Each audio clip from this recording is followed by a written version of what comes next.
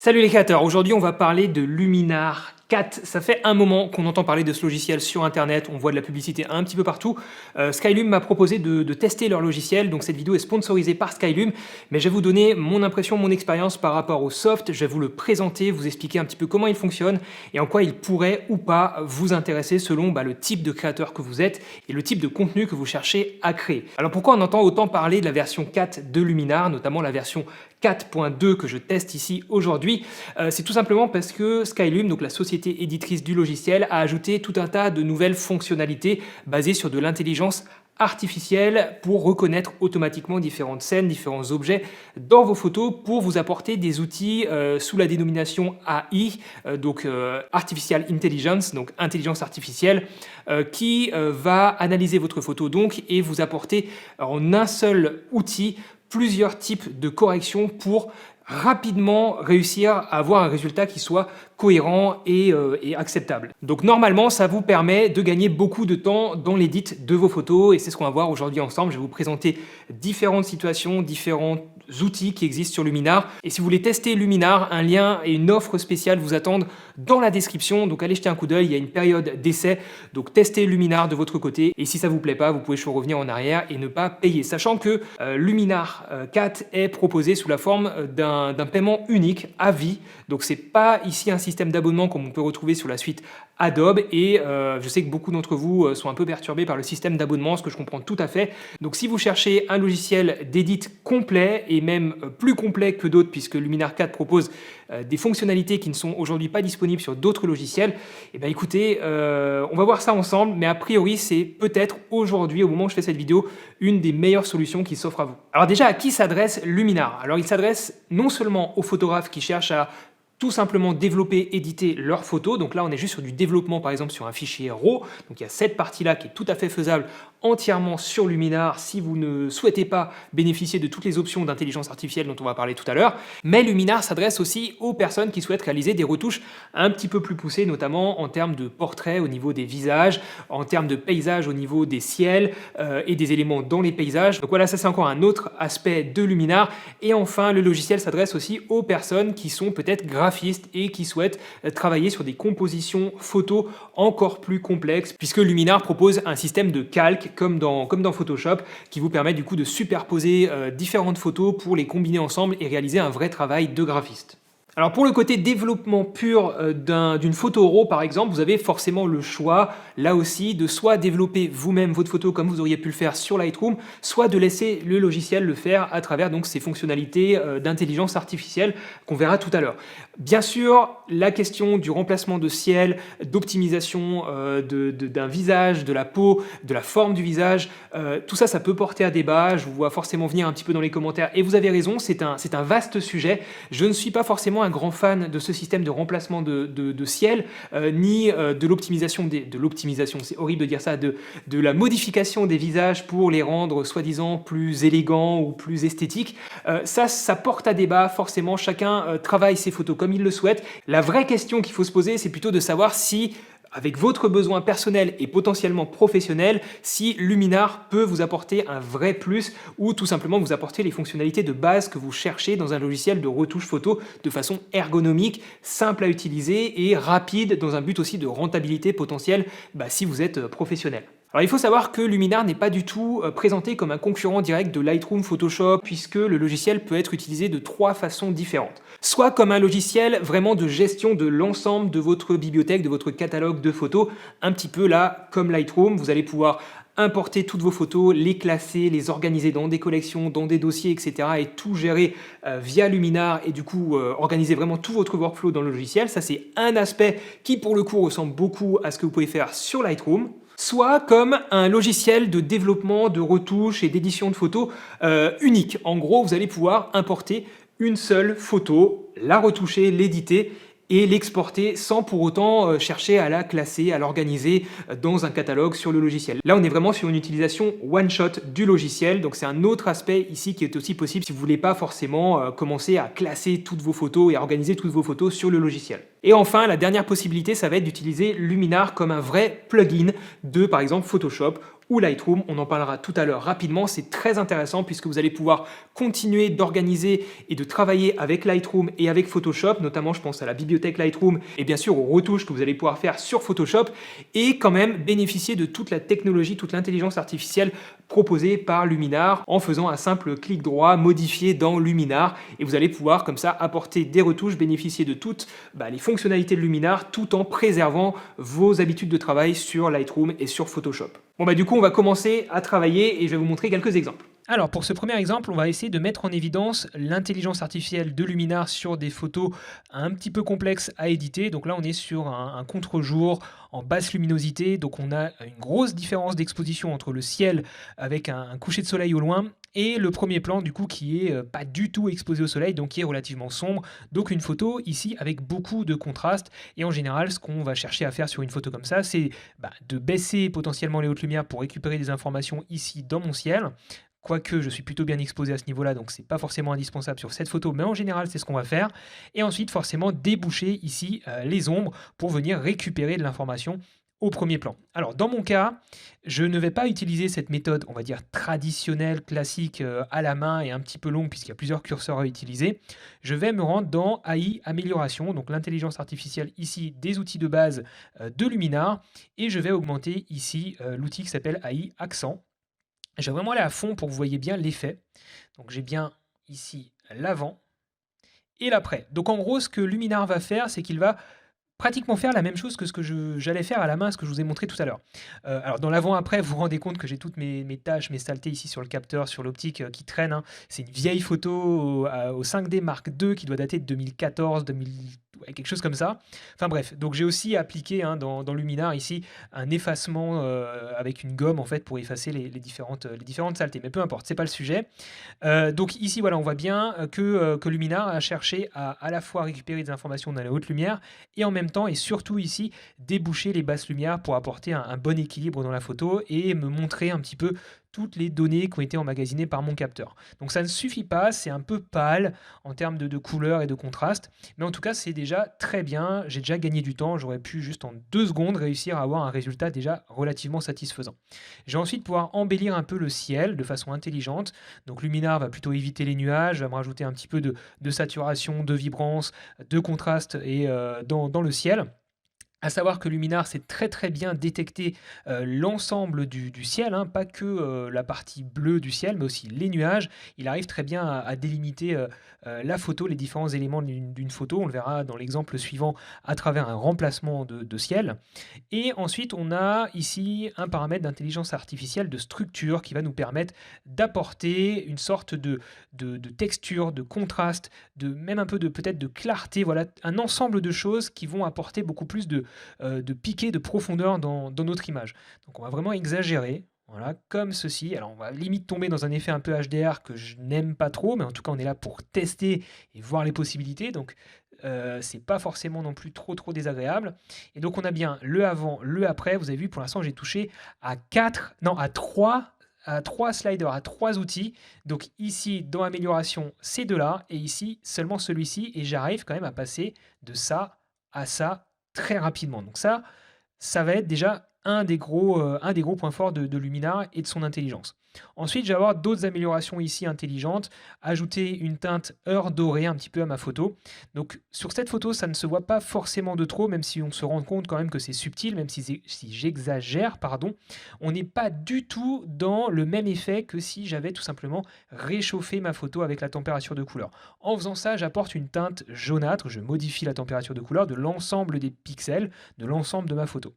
Alors que quand je vais ici dans l'amélioration de paysage, on va se rendre compte que ce ne sont pratiquement que les teintes claires qui vont être réchauffées pour apporter un peu plus de chaleur dans potentiellement les endroits qui ont été atteints par le soleil, en tout cas qui étaient donc exposés au soleil.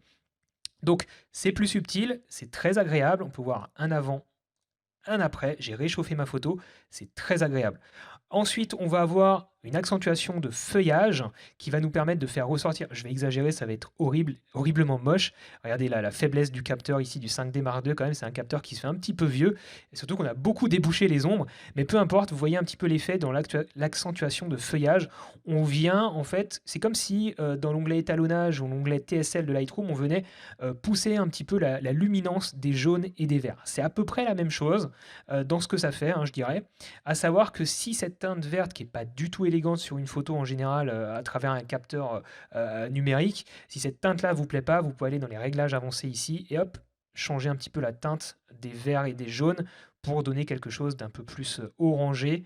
Voilà, j'ai même aller carrément à gauche et on est dans quelque chose de beaucoup plus élégant et beaucoup plus logique. Si je désactive, voilà, on est passé de ça à ça en termes d'amélioration de paysage. C'est très bien. Voilà un petit peu ce qu'on peut faire sur une photo de façon basique. On va voir maintenant un petit peu toute la puissance de Luminar, par exemple, pour faire du remplacement de ciel, de l'amélioration de ciel. Allez, pour ce nouvel exemple, on va se concentrer sur deux outils qui ont fait beaucoup parler d'eux sur Internet. Si vous avez entendu parler de Luminar, c'est sans doute à travers ces deux outils principalement. Donc c'est l'outil de remplacement de ciel et de ciel augmenté. Donc l'outil de remplacement de ciel va vous permettre en un clic, de façon très rapide, de remplacer le ciel de votre photo par un autre ciel. À savoir que vous pouvez charger vos propres ciels. Attention tout de même à rester cohérent, d'accord? Même si on est sur de la retouche, même si on est sur du graphisme, et je sais que les photographes, les puristes, vraiment, commencent à avoir les poils qui s'irrissent et commencent peut-être à taper sur leur clavier dans les commentaires, et je le comprends tout à fait parce que je ne suis pas forcément le plus grand fan du remplacement de ciel comme ça, mais en tout cas, ce qui est important à noter ici, c'est que ça fonctionne très bien et que dans une volonté artistique de faire un travail de graphisme, c'est un outil extraordinaire. Regardez juste à quel point le détourage est propre au niveau de mon premier plan. C'est quand même assez bluffant. Alors, il y a quelques petites faiblesses parfois, notamment lorsque vous êtes à contre-jour et que vous avez des éléments qui sont donc vraiment à contre-jour, donc très lumineux, et ou même avec vos yeux, vous avez du mal à voir les bords de cet élément-là. Ben, forcément, l'intelligence artificielle va aussi potentiellement avoir un petit peu de mal. Alors, ce que je voulais vous dire par rapport à ça, c'est que restez cohérent, même si vous faites du graphisme, ne commencez pas, comme je l'ai fait ici, à mettre un double soleil dans votre photo. Je m'explique. En gros, ici, on a la lumière principale, la source de lumière principale de la photo d'origine qui vient de la gauche. On voit ici, grâce aux ombres, que la lumière vient de la gauche. Et j'ai intégré un ciel avec un coucher de soleil à l'arrière-plan. Donc forcément, on n'est pas cohérent, on a deux ciels dans notre photo. Donc l'idée, c'est plutôt de trouver, soit dans la librairie, soit dans votre propre librairie de photos, des ciels qui soient donc cohérents avec ça. Donc celui-ci m'a l'air pas mal, on a une source de lumière qui vient de la gauche, sur ma photo aussi, c'est pas mal du tout. Ce qui va encore poser problème ici, ça va être cette question de luminosité, de luminance, d'éclat un petit peu dans les couleurs aussi sur ma photo d'origine, puisque là, théoriquement, je suis passé sur un coucher de soleil assez sombre et grisonnant, on va dire. Et dans ce cas-là, Luminar va vous proposer de rééclairer votre scène de façon intelligente par rapport au ciel que vous avez intégré grâce à ce curseur-là. Donc là, typiquement, Luminar va plutôt avoir tendance à un petit peu assombrir mon image, à la rendre un petit peu moins contrastée, avec des couleurs un peu moins vives, pour coller beaucoup mieux avec l'ambiance du ciel que j'ai intégré. Ensuite, un autre élément important qui n'a pas été négligé, et c'est vraiment bien, c'est que vous noterez quand même que derrière, je suis en dehors de ma profondeur de champ. Je suis flou, alors que mon ciel, ici, est totalement net. Donc ça, c'est pas cohérent. Et heureusement, je vais là aussi pouvoir gérer en quelque sorte le focus de mon ciel, du ciel que j'ai intégré, puisque je vais pouvoir ici le flouter, voilà, de façon cohérente. Donc là, ça m'a l'air pas mal, peut-être un tout petit peu plus, mais honnêtement, je pense que c'est suffisant. Et je suis ici dans une intégration d'un faux ciel qui est vraiment... Mettez de côté vos a priori de voilà, qu'est-ce qu'une vraie photo, est-ce qu'on est toujours dans de la photographie, etc., etc. Mettez juste ça de côté, et d'un point de vue technique, dites-moi ce que vous en pensez. J'avais vu des images sur Internet, effectivement, ça marchait très bien de visu. Et maintenant, pour l'avoir testé sur mes propres photos, j'avoue que c'est vraiment, vraiment bien foutu. On va passer au ciel augmenté. Et on va pouvoir intégrer ici, enrichir en fait notre photo en intégrant différents éléments. Ça peut être une fausse lune, ça peut être des nuages. Alors, j'ai une fausse lune, ça peut être une vraie lune que vous avez pris vous-même en photo, hein. Vous pouvez aussi là charger vos propres images, par exemple en PNG avec donc une notion de couche alpha. Vous pouvez prendre en photo la lune, la détourer, la mettre dans un PNG avec un fond transparent et l'intégrer ici dans cette photo. Donc vous pouvez vraiment composer avec plusieurs de vos photos. Donc par défaut, on peut intégrer une montagne, des avions, des nuages. Personnellement, j'ai peut-être intégré des oiseaux ici, ça pourrait être pas mal. Donc on voit que Luminar masque automatiquement les éléments au premier plan. Il a très bien compris que mes oiseaux devaient être à l'arrière-plan, donc ça c'est déjà très bien. On note que mes oiseaux sont beaucoup trop nets, donc déjà ce qu'on va pouvoir faire, c'est qu'on va pouvoir les défocaliser. Je ne connaissais pas ce mot, mais voilà, on défocalise les oiseaux, donc on les rend un petit peu flous. Ils sont donc en dehors de ma profondeur de champ. On va attendre que ça charge. Voilà, comme ceci. Donc là, le masque fonctionne bien. C'est forcément un endroit pas évident puisqu'on a un petit peu de flou ici sur la planche de surf. Donc c'est plutôt pas mal lorsqu'on zoome. Lorsque vous dézoomez, soyez pas étonnés, ça n'a pas l'air propre, mais dès que vous zoomez, c'est beaucoup mieux. Ensuite, on va pouvoir bien sûr replacer cet objet, enfin replacer ces oiseaux, diminuer un peu leur taille potentiellement, et voilà, les intégrer par exemple ici, comme ceci. Voilà, et on va regarder un petit peu ce que ça donne en zoomant. Puisque je viens de vous annoncer qu'en zoomant, c'était mieux. Voilà, ça charge et honnêtement, le détourage est vraiment propre. Donc ça, c'est cool. Encore une fois, si on part du principe qu'on accepte de faire ce type de photo, en tout cas, regardez le résultat. Je pars quand même de ça pour arriver à ça, qui n'a rien à voir. On est sur une réinterprétation, une réappropriation de ma photo d'origine et c'est très intéressant et ça fonctionne bien. C'est vraiment ça que je retiens, moi. Est-ce que je vais l'utiliser? Je ne sais pas, mais en tout cas, ça fonctionne bien.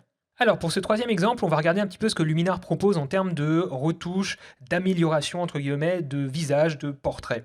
Donc il faut savoir déjà que Luminar va détecter non seulement le visage, ok, jusque-là peut-être rien de très exceptionnel, mais aussi toute la peau en fait. Il ne va pas juste se contenter d'améliorer potentiellement un visage, mais aussi tous les éléments qu'il va détecter comme étant de la peau. Donc avant d'attaquer l'onglet ici spécifique pour le traitement des portraits, je vais juste vous montrer encore une fois ici l'amélioration d'intelligence artificielle, donc AI accent, qui va me permettre donc voilà, d'apporter directement quand même un développement hyper équilibré de ma photo. On va faire comme ça, ce sera plus simple. Avant, après, voilà. Et ce qui est très intéressant ici, ça va être de nouveau d'apporter un peu de structure à notre image. Et Luminar va détecter automatiquement qu'il y a une personne dans ma photo. Il ne va pas ajouter de structure dans la personne ici, en l'occurrence Morgane, mais uniquement à l'arrière-plan. Donc si j'accentue ici la quantité de structure, on voit bien que c'est l'arrière-plan qui prend de la structure et pas Morgane. Ok. Donc ça c'est bon, on va passer, ça c'était très rapide, on va passer dans l'amélioration de portrait, on va commencer par l'amélioration de peau. Donc on va cocher l'élimination des défauts de peau automatique. Alors là, il n'y en a pas spécialement, donc ça va pas forcément beaucoup se voir. En termes de quantité, j'ai beau augmenter, tout ce que ça va faire, c'est que ça va lisser plus ou moins toute la peau, hein. Donc ça peut toujours être bon à prendre, même s'il n'y a pas de boutons ou de choses comme ça. À savoir que Luminar est censé préserver un certain grain dans la peau, ne va pas totalement lisser comme si on enlevait de la clarté de façon un peu brute et indélicate. Non, là, on va garder du grain de la peau. Alors sur cette photo, on n'en voit pas du grain de peau, puisque je suis assez loin de la modèle, et puis on est à ISO 800, bref, on ne voit pas vraiment le grain de la peau. Mais j'ai pas d'autres exemples, je ne fais pas beaucoup de portraits, donc je vais juste voir que ça adoucit la peau. Par contre, on peut effacer ici la brillance, voilà, de façon assez délicate. En gros, ça vient éliminer les hautes lumières sur la peau. Alors, je suis quand même un petit peu cramé ici, hein, donc ça va pas faire des miracles non plus. Mais si vous avez des points lumineux, c'est ce qui arrive souvent sur des visages qui transpirent un petit peu, où il y a un peu de sueur, on peut effacer un petit peu cette brillance ici et retoucher ça, ce qui est très agréable. Ensuite, on a l'amélioration de portrait ici, où on va vraiment toucher au visage en lui-même, aux yeux, à la forme des yeux, à la forme du visage. On va retoucher aussi potentiellement les lèvres, les dents, et des choses comme ça. Donc déjà, apporter de la lumière, hop, de la lumière sur mon visage. Ok, donc là on voit bien la différence, ça c'est avant, ça c'est après. Donc on va pouvoir éclaircir, apporter de la luminance sur notre visage, qui peut être très sympa pour le faire ressortir, sans exagérer bien sûr, sinon ça va se voir. On peut, alors je vais zoomer un petit peu, retirer les yeux rouges. J'ai pas de problème d'œil rouge ici sur cette photo. voyez, il y a quelques toutes petites lenteurs comme ça parfois quand les photos sont assez lourdes, mais c'est vraiment pas un point noir du logiciel. On va pouvoir blanchir les yeux. Alors, je vais exagérer pour que vous voyez bien l'effet. Voilà, c'est surréaliste et pas très beau. Donc on va revenir un peu en arrière. Voilà, très sympa. On va ensuite pouvoir donner un petit peu plus de piqué, de clarté, de netteté dans nos yeux. Ici, c'est très subtil aussi. Voilà. Et on va pouvoir éliminer les cernes potentiellement. Bon, c'est pas trop un problème ici sur Morgane. On va pouvoir ensuite apporter des modifications à la forme du visage. Donc là, c'est pareil. Les puristes ne vont pas du tout aimer, mais par contre, les personnes qui aiment faire des petites comme ça retouches de portrait vont vraiment apprécier, je pense, ces outils-là. Donc on va pouvoir amincir le visage. Je vais vraiment exagérer pour que vous voyez un avant-après assez parlant. Voilà. Là, on a bien aminci le visage. Désolé Morgane si tu nous écoutes. On va pouvoir agrandir les yeux. Alors là, j'ai tombé dans quelque chose de pas du tout élégant. Voilà, donc là, ça marche pas du tout. Donc je vais venir sur quelque chose de beaucoup plus subtil. Allez, on va faire un visage aussi beaucoup plus subtil. Voilà, comme ceci. Alors là, sur les sourcils, on va pouvoir un petit peu accentuer, comme si on accentuait un petit peu le maquillage. Donc il y a plus de présence au niveau des sourcils, hein, ça se voit. De toute façon, on le verra tout à l'heure quand je ferai l'avant-après. Voilà, comme ceci. On va pouvoir saturer un petit peu plus la couleur naturelle des lèvres ou apporter aussi une teinte de rouge à lèvres, comme ceci. Assombrissement des lèvres, c'est pas nécessaire ici, et blanchir les dents éventuellement si on le souhaite. Voilà, donc j'ai un peu poussé tous les curseurs un peu loin, mais comme ça vous permet de bien voir l'avant-après. Est-ce que vous êtes prêts? Attention, la métamorphose de Morgane, avant, après. Avant, après. Voilà. Bah voilà, à vous de voir si vous avez besoin de ce genre d'outils. Il y en a d'autres, mais je ne vais pas les développer ici. On n'a pas spécialement le temps, mais en tout cas, vous avez vu que de façon très rapide, j'ai pu apporter un développement global et des retouches ici assez spécifiques sur un portrait. Donc la version avant, la version après. Ça se voyait un petit peu mieux comme ça. Voilà, avant, après. Allez, la dernière chose que je voulais vous montrer, c'était donc l'utilisation de Luminar comme plugin de Photoshop ou Lightroom. En tout cas, dans mon cas, c'est les deux logiciels avec lesquels j'ai potentiellement utilisé Luminar en tant que plugin. Donc bien sûr, il faut vérifier que Luminar soit bien installé ici en tant que plugin. Donc Photoshop, c'est bon, Lightroom, c'est bon. Et ensuite, je vais donc me rendre dans mon Lightroom et je vais donc pouvoir faire clic droit, modifier dans Luminar. Donc avant ou après avoir déjà fait un edit ici de ma photo, hein. Et donc je vais ici pouvoir choisir donc en termes d'options de fichier de partir sur un TIFF, un PSD ou un JPEG. Donc je vais rester sur du TIFF, mon espace colorimétrique, la profondeur des couleurs, la résolution, donc le nombre de pixels par pouce, et est-ce que je veux appliquer une compression ou pas. Donc dans mon cas c'est bon, je clique sur modifier. Et on voit ici que donc Lightroom exporte cette photo donc en TIFF, génère le fichier pour l'envoyer donc dans Luminar. Et donc j'ai une instance ici de Luminar donc, qui va s'ouvrir comme si je réalisais en fait un développement sur une image unique. Et donc je vais pouvoir par exemple ici, allez, on va tout de suite peut-être remplacer le ciel. On va prendre un ciel bleu, un autre. On était déjà sur un ciel bleu, voilà, on va rajouter des nuages. Super sympa, on va rester là-dessus. Une fois que c'est bon, j'appuie sur appliquer et on se retrouve tout de suite dans Lightroom avec donc ma photo TIFF donc, qui est ici, qui est automatiquement empilée avec, avec ma photo d'origine. Alors si vous ne savez pas ce qu'est l'empilement, je vous encourage à aller voir ma formation complète sur Lightroom. J'en parle, voilà, avec plein d'autres choses bien sûr. Ma formation qui est dispo en description si jamais ça vous intéresse. Voilà, donc pour le plugin ici sur Lightroom, et on va passer celui sur Photoshop pour vous montrer quelque chose d'encore plus intéressant avec Lightroom en tant que plugin de Photoshop. Donc avec Photoshop, ce qui va être intéressant, c'est de travailler avec les filtres dynamiques de Photoshop. Donc pour ça, je vais aller ici dans Filtre, convertir donc le calque que j'ai sélectionné en filtre dynamique, comme ceci, et j'ai donc ici maintenant un calque dynamique. Et maintenant, je retourne dans Filtre et je vais pouvoir ici chercher Luminar 4. Donc là aussi, j'ouvre ma photo dans Luminar 4. J'apporte potentiellement, allez, on va cette fois-ci intégrer, qu'est-ce que je pourrais intégrer? Des montagnes au fond. Allez, on va intégrer des montagnes. Alors ça, c'est pas du tout réaliste, Olivier. Donc on va peut-être tester une autre montagne. Ouais, c'est à peine mieux. On va retravailler l'éclairage, comme ceci, image chaleureuse. On va placer un petit peu mieux l'objet, on va baisser l'objet. Alors, bon, il faudra encore travailler un petit peu ça pour que ce soit plus réaliste. C'est du rapide, mais c'est pour l'exemple. J'appuie sur appliquer et je me retrouve donc avec ma montagne dans ma photo ici. Admettons maintenant que je souhaite supprimer ce sapin. Je vais rentrer donc dans mon objet dynamique. Je vais sélectionner le sapin. On va faire ça rapidement et on va faire confiance à l'intelligence artificielle ici de Photoshop. Dans édition, remplir, contenu pris en compte. Voilà, bon, c'est pas parfait, mais pour l'exemple, ça suffira. Et lorsque je vais sauvegarder, en fait, Photoshop va réouvrir Luminar pour donc apporter les modifications dans mon filtre dynamique. Donc Luminar s'ouvre, il régénère donc l'exportation de ma photo avec l'incrustation donc des montagnes, et je me retrouve à nouveau dans ma composition initiale, hop, ici, avec donc mon sapin qui a disparu. Alors je vous l'ai dit, c'était pas parfait parce que je l'ai pas travaillé, mais en tout cas vous voyez un petit peu mieux comment fonctionne Luminar en tant que plugin sur Photoshop. Comme d'habitude, dites-moi ce que vous en pensez dans les commentaires. C'est vrai que personnellement, je ne pense pas utiliser Luminar pour son côté incrustation de ciel, incrustation d'éléments comme ça dans une photo. Je ne suis pas graphiste, je suis plutôt photographe, on va dire, traditionnel dans ma façon de faire. Mais voilà, je n'ai pas trop avancé non plus. Peut-être que grâce à Luminar, je vais avoir envie de plus en plus de m'initier au graphisme. C'est peut-être aussi ça que ça va m'apporter, une nouvelle vision de mon travail, de nouvelles possibilités en fait en quelques clics sans avoir de grosses compétences non plus en retouche. Donc dites-moi si ce genre de fonctionnalité peut aussi vous intéresser. Est-ce que vous êtes déjà utilisateur du Luminar? Et puis n'oubliez pas que si Luminar vous intéresse, je vous rappelle que vous n'avez à payer qu'une fois à vie pour le soft. Donc si, encore une fois, vous êtes allergique au système d'abonnement typiquement avec les logiciels Adobe, c'est peut-être une très bonne solution pour vous vu la puissance que propose et vu les outils que propose ce logiciel. Donc il y a aussi une offre qui vous est proposée dans la description, allez checker ça. Et puis il y a même une période d'essai, donc si vous voulez pas vous engager, vous prenez une période d'essai, vous testez tout ce que je viens de vous montrer ici, et si ça vous plaît pas, et ben vous bazardez le soft derrière, mais en tout cas vous aurez pu le tester par vous-même, et je vous encourage vraiment à le faire parce qu'il y a des choses très intéressantes pour le prix que ça coûte. Voilà, bah écoutez, j'espère que cette vidéo et cette petite mise en bouche sur Luminar vous a plu. Je vous ferai peut-être d'autres vidéos sur Luminar si ça vous intéresse. Ça aussi, vous me le dites dans les commentaires. Et peut-être à terme, quand je me sentirai prêt et suffisamment compétent sur le soft, peut-être que je vous proposerai aussi une formation complète, étape par étape, en français, puisqu'il n'y en a pas beaucoup aujourd'hui. Il n'y en a même pas du tout, je crois.